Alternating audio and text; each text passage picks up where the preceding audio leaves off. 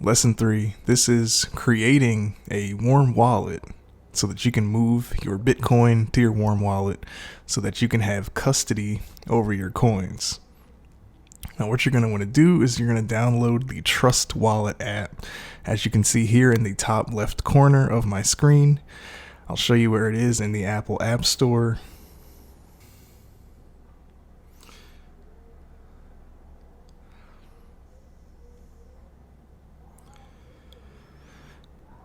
So while you're in the Apple App Store, if you search for the app Trust Wallet in the search bar, you'll see here it says Trust, Crypto, and Bitcoin. You're going to go to that, download that, and open it.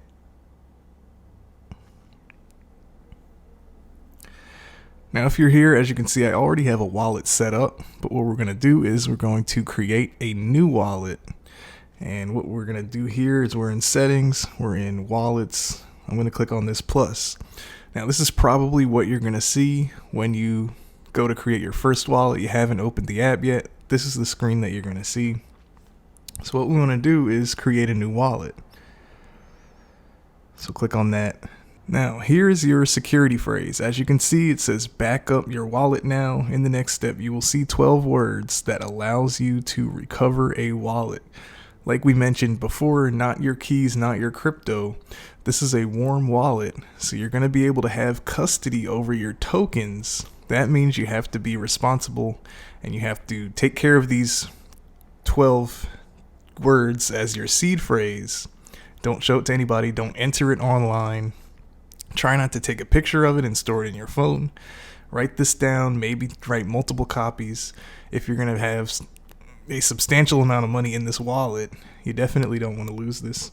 So you click the check bar and we click continue. As you can see, this is going to bring up these recovery phrases. You can see these here. I'm not going to put any money in this wallet anyway, so you can see these. And again, it says at the bottom, never share your recovery phrase with anyone stored securely. Now here, what you're going to want to do is you're going to want to write down your security phrase, possibly write it in 2 different places, write it on 2 different sheets of paper, store it in 2 different locations. If you're going to have money in this wallet, you want it to be secure. And if you lose one copy, you still have another copy as a backup for the backup.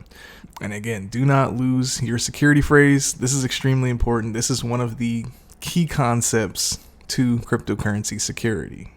So we'll go ahead and click continue right here.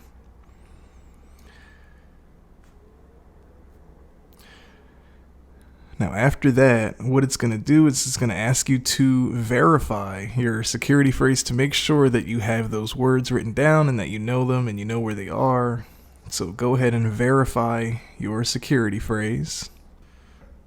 And what you have to do is just select these words in the order that you wrote down your security phrase. So hopefully you wrote it down in the right order, because that is important here with Trust Wallet.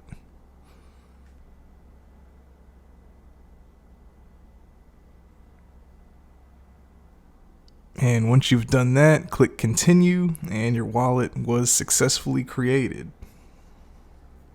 As we'll see here, this is our balance.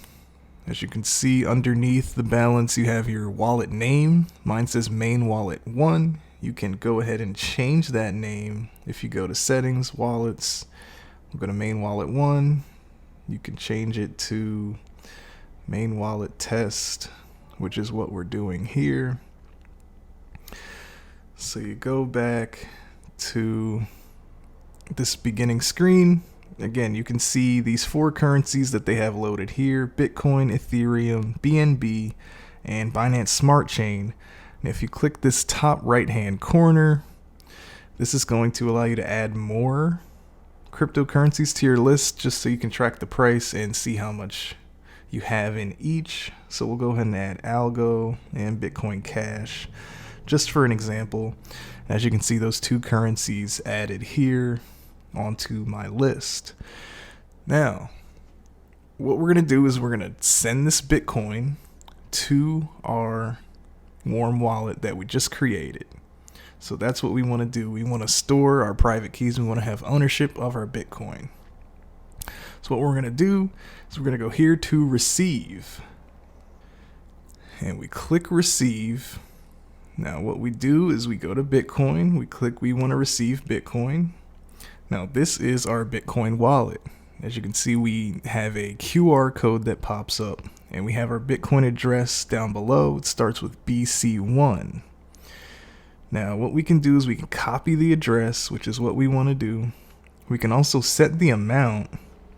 So when you set the amount, you can actually tell the person that you're sending the QR code to how much you want them to send to your wallet. It's almost like sending someone a bill. So you set the amount to 1, and you send that QR code. When that person scans it, it's almost like a bill. They're sending you 1 Bitcoin because that's the amount you set. You can also share it. Don't necessarily recommend it too much. It's not going to do anything. This isn't your private key or anything. This is your wallet address. So it's not going to affect your security if you share it, but I wouldn't recommend just sharing it for no reason. So what we're going to do is we're going to copy this address. Click copy. As you can see, address copied, and it is in our clipboard now. Now what we're going to do next is we're going to head back to Cash App because this is where we have our Bitcoin. And we're going to click on the Bitcoin, and then we're going to click on this send arrow here next to sell. Now we have 0.00095 Bitcoin available. As you can see, we bought about $25 in the last tutorial. Let's say we want to send $10 to our new wallet that we just created. So we're going to go ahead and click here and send. And where it says to, we paste our Bitcoin address that we just copied into this to bar. Now, as you can see here, external wallet address, the BC1 G4 QG485TVD. Now, it's not going to show the entire wallet. It is a long address, but as long as you get the first few letters, so QG4, and you see the last letters YLF, you can generally assume, now again, we don't want to assume a lot, but you can generally assume that this is the right wallet address. You don't want to go and check every single thing every time you send a transaction. I've never had an issue with verifying the first few letters and the last few letters, especially when I just copied the address. Be sure that it is the same address and double check if you want to. It's no harm in that. Now, what we're going to do is we're going to go ahead and click next. Now we got to confirm our PIN. This should already be set up.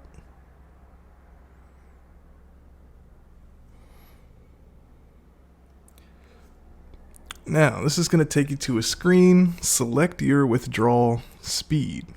Now, on Bitcoin, there are different fees that you have to pay for transactions because certain validators will take on transactions if you allow them to have a higher fee. If you pay more, your transaction can go through faster. So that's essentially what's going on here. You can click priority or you can click rush. Now, it would seem like rush would be a less time than priority. But either way, the fees aren't too bad. You got 18 cents for priority, 10 cents for rush. And I tried to click on standard here. You can't even do standard under this amount. So we'll go ahead and click on priority, 18 cents. You can choose your fee here.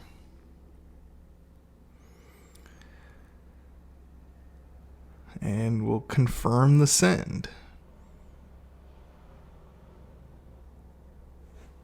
As you can see, we clicked confirm, and it says we initiated a withdrawal of the Bitcoin that we sent. I'll click done.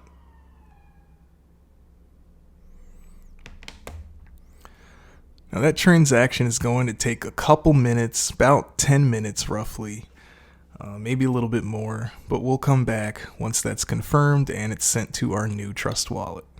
All right, now we are back here on our Trust Wallet.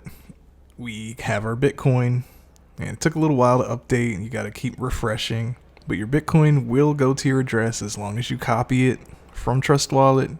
You put it into the sender address or the to address on Cash App, and you will now have your Bitcoin in your custody, and you now have ownership over the tokens that you just purchased.